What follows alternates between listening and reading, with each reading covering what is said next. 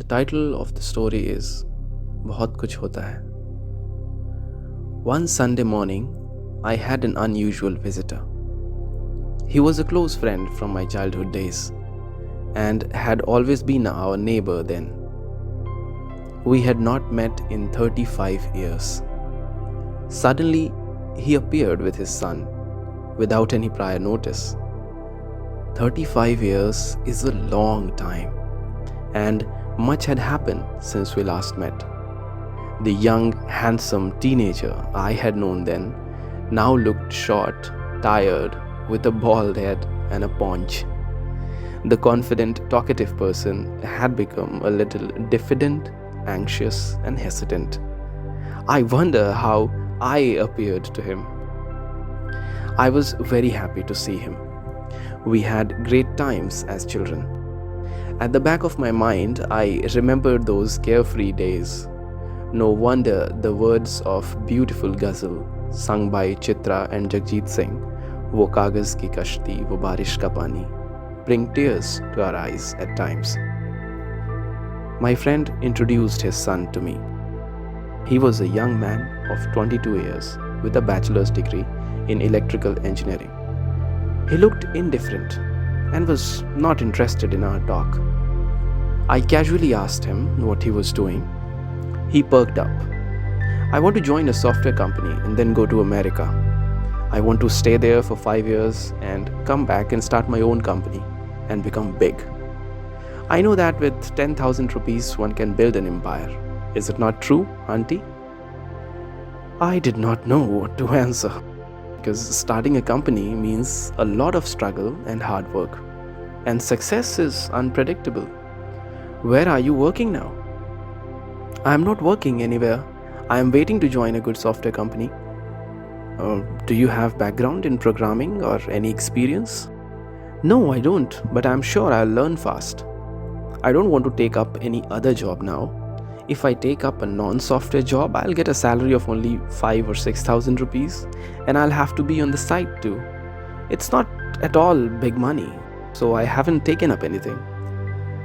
Now I understood the anxiety on my friend's pale face. He was about to retire, and here was his son, unemployed and dreaming big. Dreaming is always good, but turning the dream into reality is more important. I remembered the words of Disco chairman J.J. Irani. "Vision without action is merely a dream. Action without vision is merely passing time. But vision and action taken together can change the world." As a teacher, I am used to giving advice.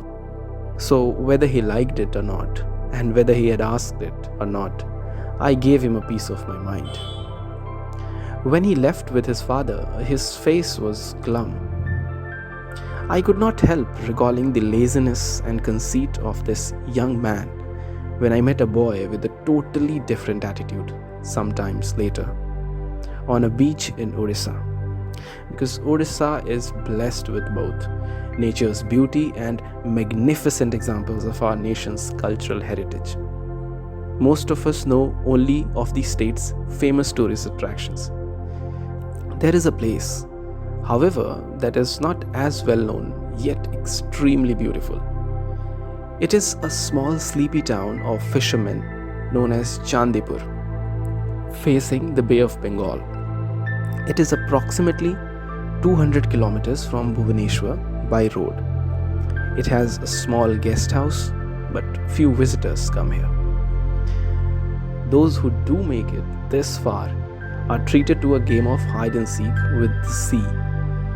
The unusual phenomena is that at low tide the sea retreats a good 5 kilometers and the water disappears completely, revealing a stretch of flat land. One can walk, play, or even drive a jeep on this temporary land. After a few hours, the sea comes back in full swing, as if nothing had happened. Visitors wait on the seashore to see this wonder. It's an amazing sight. Once I was waiting on the seashore for the sea to recede in order to walk on the tidal plain. The sea was retreating slowly, but it hadn't receded far enough to walk. There were many fisher folk on the shore, busy with their work. Whenever the sea starts to ebb, red crabs come out on the sand. Older children were busy collecting them, and younger ones were collecting shells. The lean, dark, and rugged fisherwomen, dressed in saris, were spreading their nets to catch fish. Then I saw a young boy of maybe 12 helping his mother to hold the net. When she became tired, he would help her, and when she did not need him, he would collect crabs. His actions showed that he was enthusiastic and happy. When he came to the shore, he approached me and offered me fresh crabs, perhaps thinking I was a prospective buyer. I said that I didn't eat crabs, but I wanted to talk to him. He came and sat with me on some steps, specially made for visitors. I looked at him carefully. He was thin and dark, but his eyes were like diamonds, sparkling at night. He was wearing only shorts and his body was completely wet. But he did not seem uncomfortable or self-conscious. He was as natural as a fresh flower. His smile and enthusiasm were contagious. I asked about his family. I came to know that his father was a rickshaw driver, earning 50 rupees a day. His mother supplemented the family's income by catching fish and crabs. The boy, whose name was Javed, was studying in school and always stood first. He also had a little sister at home. I was curious to know how much Javed earned every day and also his schedule. He said, "In the morning when the sea goes back, I hunt for crabs, help my mother, and then go home, take a bath, do a little kitchen work to reduce my mother's burden. Then I go to school. Evenings I do my homework, and in the night when the sea goes back, I go crab hunting again. Allah is very kind to our land. I heard that this is the only place in our country where the sea disappears and we can get crabs twice a day without much difficulty." He probably earned 5 or 10 rupees a day. I was unhappy that he earned so little for such hard work. I asked him, "Only 5 or 10 rupees, Javed? What would you get with that? And to earn that, you wake up at 5 a.m. and you don't go to sleep till 11 p.m. The boy's enthusiasm did not fade with this question. Smiling, he said, "Madam, is 5 rupees not a big sum compared to nothing? 5 रुपए से बहुत कुछ होता है. We can buy salt, we can buy chilies. If we sit idle, we cannot buy even that.